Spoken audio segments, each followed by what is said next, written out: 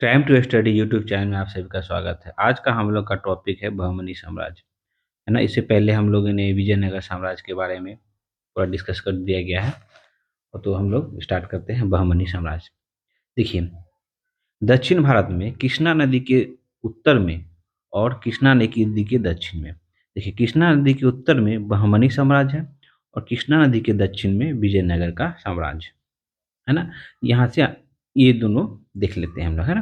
देखिए, बहमनी साम्राज्य के संस्थापक जो जो इम्पोर्टेंट पॉइंट है आप लोग विशेष रूप से ध्यान देंगे। देखिए, बहमनी साम्राज्य का संस्थापना, तो बहमनी बहमनी साम्राज्य का संस्थापक कौन थे? तो जफर जफर खां था, है ना। जफर का बहमनी साम्राज्य के संस्थापक था और इसका नाम हसन गंगू भी इसे कहा जाता था, ध्यान रखेंगे। और हसन गंगू जी की उपाधि जो थी अलाउद्दीन हसन बहमन शाह, है ना। अलाउद्दीन हसन बहमन शाह के उपाधि के साथ ही क्या बहमनी के साम्राज्य के दिव्य बढ़ता है। और कब तक शासन चलता है इसका? तो 1347। तो बहमनी की स्थापना कब होता है? तो 1347, है ना। से हसन गंगू कब तक रहता है? तो 1358 तक। बहमनी का स्थापना स्थापना कब करता है? तो 1357 तक, है ना। फिर सॉरी, फिर 47, ध्यान रखेंगे। और बहमनी का राजधानी कहाँ बनाता है हसन गंगू? तो गुलबर्गा, है ना। गुलबर्ग को अपनी राजधानी बनाता है। देखते हैं अब बरार से कृष्णा नदी तक का बहमनी का विस्तार था। देखिए, बरार का देश आप मैप में देख लीजिए, दक्षिण भारत का मैप बनाने की कोशिश किया गया बनाने का, ना। देखिए, बरार है ना, बरार का ये क्षेत्र और ये कृष्णा नदी का ये क्षेत्र जो है ये बहमनी का विस्तार था। और बाकी कृष्णा नदी के दक्षिण में तो आप लोग जान ही रहे हैं वो इसका, तो वो विजयनगर का था। अपने साम्राज्य को चार प्रांतों में विभाजित किया था। कौन? हसन गंगू अपने साम्राज्य को चार प्रांतों में विभाजित किया था। पहला क्या था? तो गुलबर्गा, है ना। उसके बाद दौलताबाद और बरार और बीदर, है ना। अपने साम्राज्य को चार प्रांतों में विभाजित किया था। उसने हिंदू शासकों को भी पद दिया, हिंदू शासकों को पद दिया और जागीर प्रदान किया। और हिंदुओं पर से हिंदुओं से जिजिया कर नहीं लिया। जिजिया कर आप लोग जानते ही हैं, गैर मुसलमानों से लिया जाने वाला कर था, उन्होंने हिंदुओं से नहीं लिया। और बहमनी एवं विजयनगर के बीच संघर्ष का मूल कारण कौन था? तो रायचूर का दोआब क्षेत्र। ये रायचूर का दोआब क्षेत्र कौन था? तो कृष्णा और तुंगभद्रा नदी के बीच का। हम लोग मैप में देखिए, ये देखिए रायचूर का क्षेत्र है ना, ये कृष्णा नदी है। और ये कौन सा नदी? तो ये तुंगभद्रा नदी, है ना। तुंगभद्रा नदी, कृष्णा नदी, ये तुंगभद्रा के क्षेत्र में ये दोआब का जो क्षेत्र था यहाँ पे रायचूर था।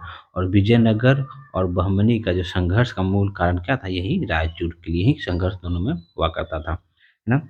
उसका फरवरी फरवरी 1358 58 ईस्वी में बहमन शाह की मृत्यु हो जाती है ना। बहमन शाह की मृत्यु के बाद मोहम्मद शाह प्रथम बहमनी साम्राज्य का अगला शासक बनता है ना।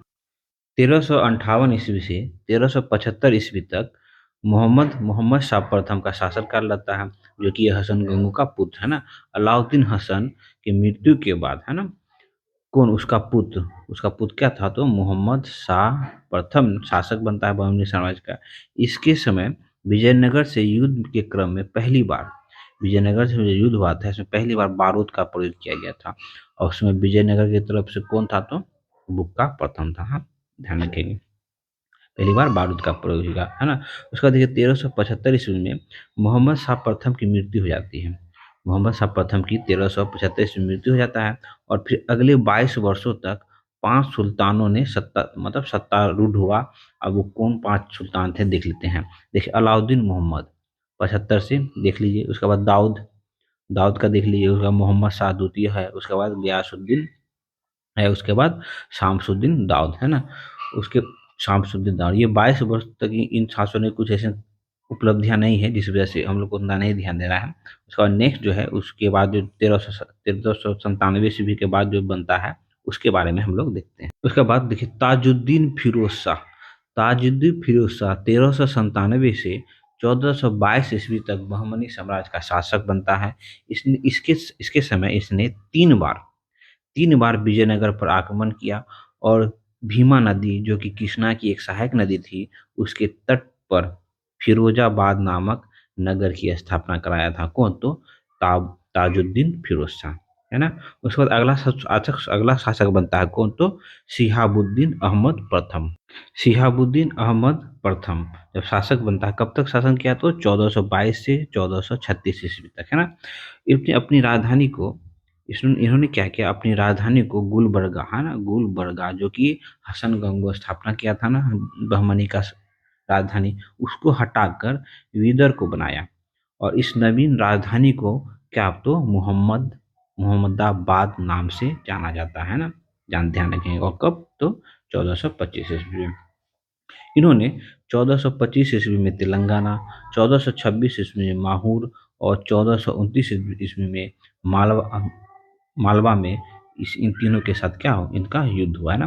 दक्षिण के प्रसिद्ध संत हुआ करते थे, हजरत गेसु दराज। दराज से इसका क्या घनिष्ठा संबंध था। और ये गेसु जो है, दराज की उर्दू पुस्तक है, क्या नाम है उसका, मिराज उल आशिकीन, है ना, मिराज उल आशिकीन इसकी एक पुस्तक है।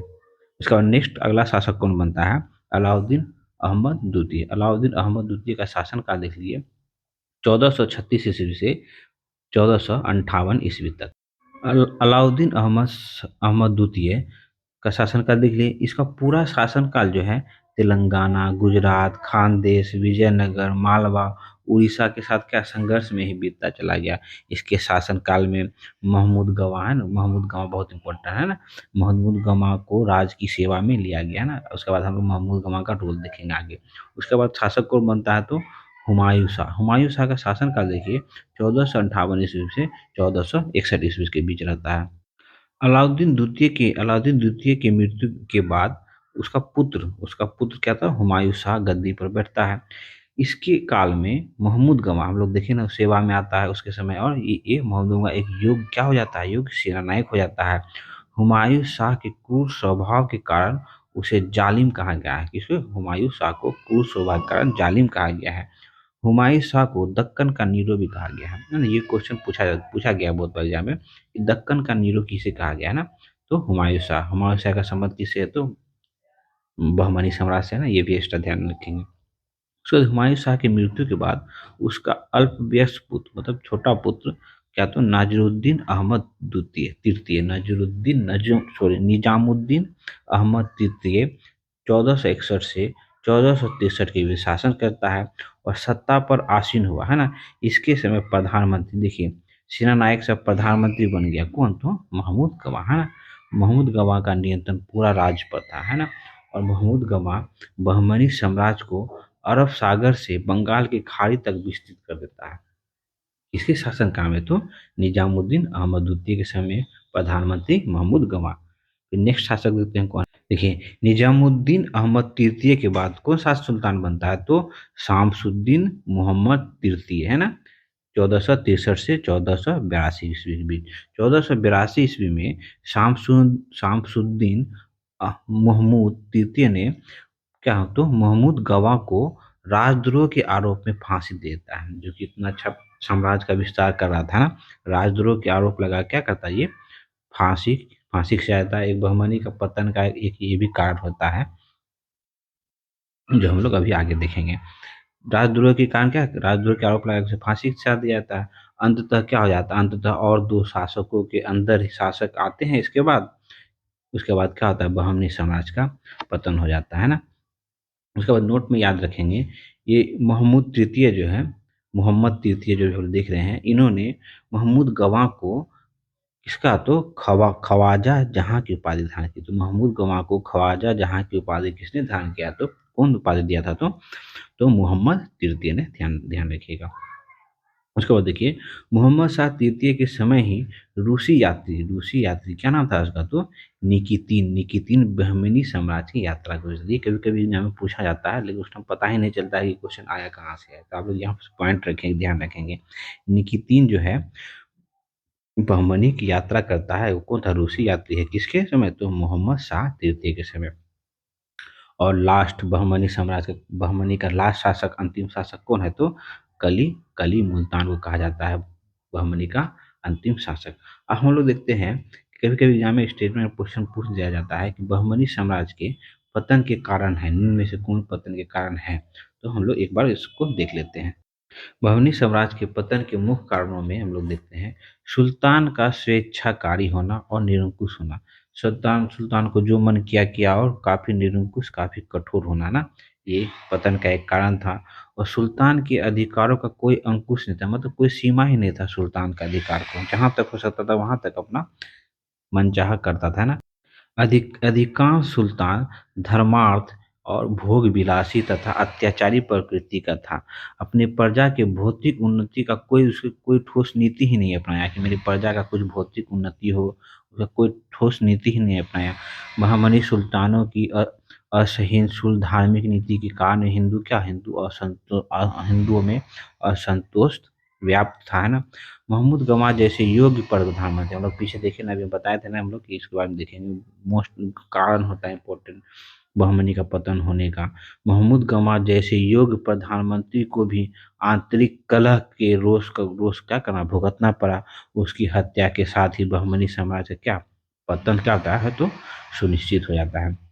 तो फ्रेंड्स हम लोग ने सल्तनत मध्यकालीन भारतीय इतिहास में सल्तनत काल को पूरा देख लिया, विजयनगर साम्राज्य को भी कंप्लीट देख चुके हैं, और हम लोग बहमनी और विजयनगर बहमनी को मिला के जितने भी अब तक एग्जाम में क्वेश्चन पूछे गए हैं हम लोग कलेक्ट कर रहे हैं। आपको जल्द से जल्द वही मिल जाएगा।